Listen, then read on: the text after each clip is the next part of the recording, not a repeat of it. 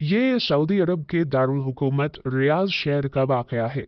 एक नेक खातून रमजानुल मुबारक के महीने में हर रोज इफ्तार से पहले तमाम बच्चों को इकट्ठा करती और उनसे कहती कि जो कुछ मैं कहूँ और करूँ तुम भी वही कहना और करना।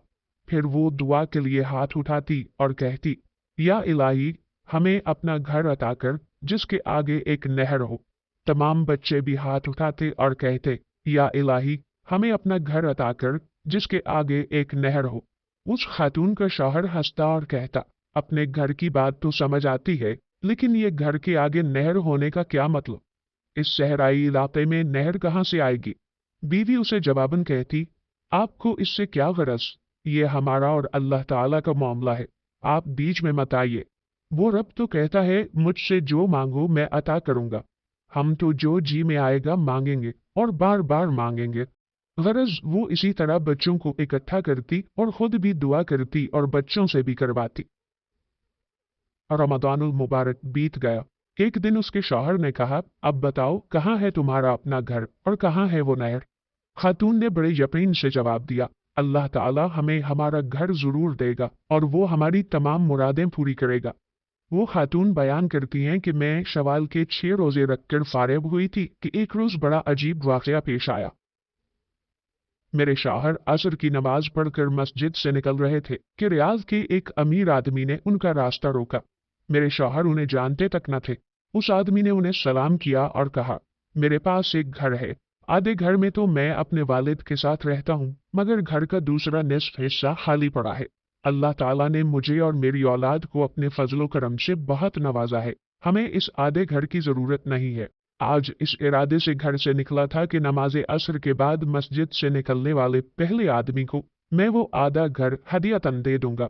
यूं आपसे मुलाकात हुई तो गुजारिश है कि मेरा आधा घर हदियतन कबूल फरमा ले। बिला कीमत मकान लेते हुए हमें तरद्दुद हुआ।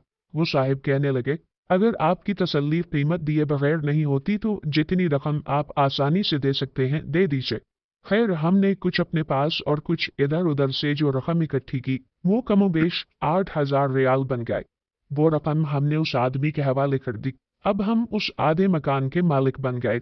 मकान रियाज शहर के एक मॉडर्न इलाके में वाक़ था। सच है कि जो इंसान सच्चे दिल से अल्लाह ताला को पुकारता है, अल्लाह ताला भी उसकी पुकार जरूर सुनता है। लेकिन एक बात ने उस खातून को मुसलसल परेशान किए रखा था। वो ये कि उसने अल्लाह से जो घर मांगा था उसके आगे एक नहर होनी थी। मकान तो मिल गया पर उसके आगे नहर नहीं थी। अपने दिल की तसल्ली के लिए वो हमसाये में वाक़ई एक आलिम दीन के पास गई और बोली, जनाब, अल्लाह ताला तो फरमाता है कि मुझसे जो मांगो मैं तुम्हें अता करूंगा। मैंने अल्लाह से नहर किनारे घर मांगा था। घर तो मिल गया है लेकिन नहर नहीं मिली। उस आलिम दीन को खातून की दुआ और उसके यकान कबूलियत पर बड़ी हैरत हुई। उसने दरियाफ्त किया, इस वक्त आपके घर के सामने क्या है? वो बोली, इस वक्त हमारे घर के सामने एक खूबसूरत मस्जिद है। आलिम दीन मुस्कुराए और फरमाया, ये नहर ही तो है। फिर उन्होंने अपनी बात की वजाहत करते हुए एक हदीस बयान की कि एक दिन नबी अकरम सल्लल्लाहु अलैहि वसल्लम सहाबा इकराम से फरमा रहे थे कि आदमी का घर नहर किनारे हो और वो उसमें रोजाना 5 मरतबा गुस्ल करे तो क्या उसके बदन पर मैल कुचैल रहेगा? सहाबा इकराम रदियल्लाहु अन्हुमा ने जवाब दिया, नहीं या रसूल अल्लाह, उसके बदन पर मैल कुचैल बाकी नहीं रहेगा। फरमाया, यही हाल 5 नमाजों का है। इनके जरिए अल्लाह ताला गुनाहों को मिटा डालता है। ये सुनकर उस नेक दिल खातून की आंखों से खुशी और तशक्कुर के आंसू रवां थे। बेशक मेरे रब ने नहर के सामने घर अता कर दिया था। सुब्हानल्लाहि व बिहम्दिही, सुब्हानल्लाहिल अज़ीम। दोस्तों, दुआएं तकदीर बदल देती हैं। मुझे भी खालिस दुआ की तलब है। कोई कर दे, क्योंकि दिल से मांगी हुई कोई भी दुआ खाली नहीं जाती। तमाम दोस्तों से अपील है, हमारी खुसूसी दुआ में शामिल होने के लिए कमेंट में अपना नाम तहरीर करें। उम्मीद करते हैं हमारी आज की वीडियो भी आपको जरूर पसंद आई होगी। वीडियो को शेयर करना हरगिज मत भूलिएगा। जज़ाकुमुल्लाह खैर।